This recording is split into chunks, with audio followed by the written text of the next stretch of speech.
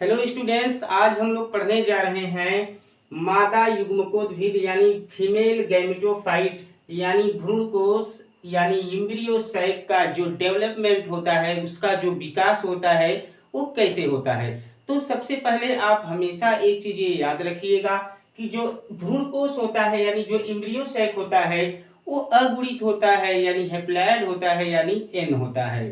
तो आइए अब हम जो है आगे पढ़ें कि कैसे हम जो है एक भ्रूणकोश यानी एम्ब्रियो सैक का डेवलपमेंट करते हैं, उसका विकास करते हैं। तो सबसे पहले गुरु बीजाणु मातृकोशिका के बारे में आप अच्छी तरह से जानते होंगे। इसके बारे में हमने पिछले वीडियो में भी आपको बताया था। तो आपको ये पता है कि जो गुरु बीजाणु मातृकोशिका होती है वो 2n होती है यानी डिप्लॉयड होती है। इसमें क्या होता है, अर्धसूत्री विभाजन होता है और अर्धसूत्री विभाजन होने से फिर क्या होता है, 4 नई कोशिकाओं का निर्माण हो जाता है। 1, 2, 3 और 4 नई कोशिकाओं का निर्माण हो जाता है, जिसमें से ये जो 3 कोशिकाएं होती हैं, 3 कोशिकाएं तो फिर नष्ट हो जाती हैं और बचती है यह जो एक कोशिका। इस एक कोशिका को हम क्रियात्मक गुरु बीजाणु जो कि एन होता है, हैप्लॉइड होता है, वो बोलते हैं। और यह जो क्रियात्मक गुरु बीजाणु होता है यह जो है निभाग सिरे की ओर क्या होता है, स्थापित होता है, स्थित होता है। तो आप एक चीज नोट करिएगा, लगभग 70% पादपों में एक क्रियात्मक गुरु बीजाणु से भ्रूणकोश के निर्माण को एक बीजाणुक भ्रूणकोश परिवर्धन कहते हैं, या इसे हम पॉलीगोनम प्रकार का भ्रूणकोश भी कहते हैं। अब सवाल ये उठता है कि इसे हम पॉलीगोनम प्रकार का भ्रूणकोश क्यों कहते हैं। तो नोट करिएगा, एक वैज्ञानिक थे जिनका नाम था स्ट्रासबर्गर। स्ट्रासबर्गर ने इस प्रकार के भ्रूणकोश के बारे में सबसे पहले एक पादप जिसका नाम था पॉलीगोनम, तो सबसे पहले पॉलीगोनम पादप में बताया था, इसीलिए इसे हम पॉलीगोनम प्रकार का भ्रूणकोश भी क्या कहते हैं, बोल देते हैं।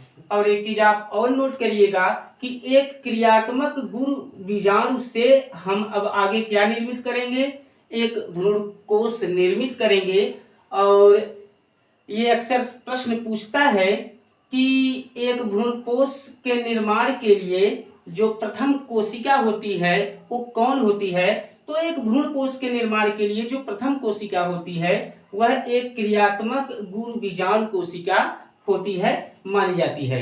तो यहाँ पे ये जो आप डायग्राम पूरा देख रहे हैं, ये डायग्राम है डेवलपमेंट ऑफ एम्ब्रियो सैक यानी एक भ्रूणकोश के विकास का जो डेवलपमेंट होता है कहाँ से शुरू होता है और कहाँ जाके समाप्त होता है।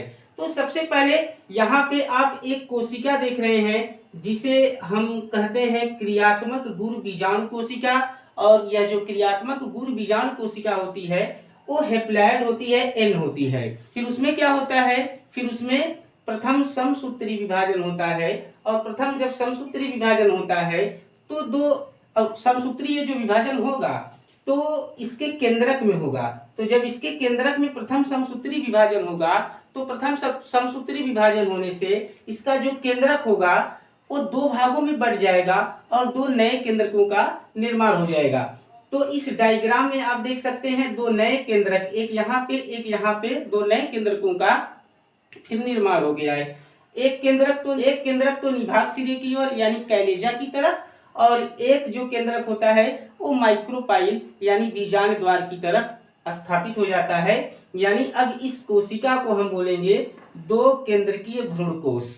क्या बोलेंगे, 2 केंद्रकीय भ्रूणकोश बोलेंगे। अब फिर जो है ये जो 2 केंद्रक आप देख रहे हैं इसमें फिर जो है क्या होगा, दोबारा समसूत्री विभाजन होगा। तो जब दोबारा समसूत्री विभाजन होगा तो इन 2 को केंद्रकों में दोबारा समसूत्री विभाजन होने से फिर किसका निर्माण हो जाएगा, 4 नए केंद्रक का निर्माण हो जाएगा। 2 केंद्रक ऊपर की तरफ और 2 केंद्रक नीचे की तरफ फिर क्या हो जाएंगे, निर्मित हो जाएंगे। यानी अब हमारा जो भ्रूणकोश है वह 4 केंद्र की अवस्था में पहुंच चुका है। अब फिर इन चारों केंद्रकों में क्या होगा, तीसरी बार जब समसूत्री विभाजन होगा तो फिर सबको पता है 4 से फिर कितनी 4 केंद्रक से फिर कितने केंद्रक बन जाएंगे, 4 केंद्रक से फिर यहाँ पे 8 केंद्रक बन जाएंगे। यानी हमारा अब ये जो भ्रूणकोश है अब वह 8 केंद्र की जो है अवस्था में पहुंच चुका है। तो अब होता क्या है कि यहाँ पे जो है 8 केंद्रक आप देख रहे हैं, 4 केंद्रक जो है निभाग की तरफ और 4 केंद्रक जो है बीजांड द्वार की तरफ। तो अब होगा क्या इसमें, अब इधर से देखिए तो ये वाली जो रचना आप देख रहे हैं, इसमें होगा क्या, ऊपर से ये जो 4 केंद्रक हैं उसमें से एक केंद्रक खिसक कर नीचे चला आएगा और नीचे की ये जो 4 केंद्रक हैं यानी जो माइक्रोपाइलर एंड की तरफ के केंद्रक हैं वो ऊपर उठ के एक इसका भी जो है केंद्रक ऊपर उठ के वो भी सेंटर में आ जाएगा, मध्य में आ जाएगा। तो दो जो है केंद्रक यहाँ मध्य में आ गए। अब नीचे 3 केंद्रक बचे और ऊपर भी 3 केंद्रक बचे। अब फिर होगा क्या, अब फिर जो है इसमें यह जो भ्रूण कोश है इसके जो है कोशिका द्रव्य का क्या होगा, इसके कोशिका द्रव्य का विभाजन होगा। और आप सबको पता है जब कोशिका द्रव्य का विभाजन होगा तो लेयर बनता है, भित्ति बनता है। तो जब ये अब इस वाली संरचना को देखिए, अब इस वाली संरचना में 3 केंद्रक ऊपर की तरफ और 3 केंद्रक नीचे की तरफ, यानी 3 केंद्रक चैलेजा की तरफ और 3 केंद्रक जो है इधर आपके माइक्रोपाइलर एंड की तरफ आ गए और 2 केंद्रक जो है बीच में जाके स्थापित हो गए। तो अब फिर क्या होगा, अब फिर इस भ्रूणकोश में जो है कोशिका द्रव्य का विभाजन होगा। और आप सबको पता है कोशिका द्रव्य के विभाजन का मतलब होता है कि लेयर का निर्माण यानी भित्ति का निर्माण। तो अब आप इस वाले डायग्राम में देखिए तो यहाँ पे जो 3 केंद्रक थे, 1 2 तीनों केंद्रक तो यहाँ है, लेकिन इनके ऊपर से देखिए यहाँ पे भित्ति का निर्माण यानी लेयर का निर्माण हो गया है। अब इन तीनों कोशिकाओं को हम बोल देते हैं एंटीपोडल सेल्स यानी प्रतिमुख कोशिकाएं। और 2 बीच के जो केंद्रक आप देख रहे हैं ये हो गया हमारा पोलर न्यूक्लियाई यानी ध्रुवीय केंद्रक। और उसके बाद 3 जो नीचे केंद्रक बचे थे इनके भी ऊपर देखिए आप लेयर बन गया है। तो यह जो बीच वाली कोशिका है इसे हम बोलते हैं अंड कोशिका यानी एग सेल। और 2 बगल के ये जो कोशिकाएं आप देख रहे हैं इन्हें हम बोलते हैं सहायक कोशिकाएं यानी सिनर्जिड्स। अब देखिए हमारा यह जो भ्रूणकोश है, हमारा भ्रूणकोश अब 7 कोशिकीय और 8 केंद्रकीय अवस्था में आ चुका है। 3 ऊपर की प्रतिमुख कोशिकाएं, 3 नीचे की सहायक कोशिकाएं। और ये जो आप देख रहे हैं कोशिका, ये हो गया हमारा केंद्रीय कोशिका।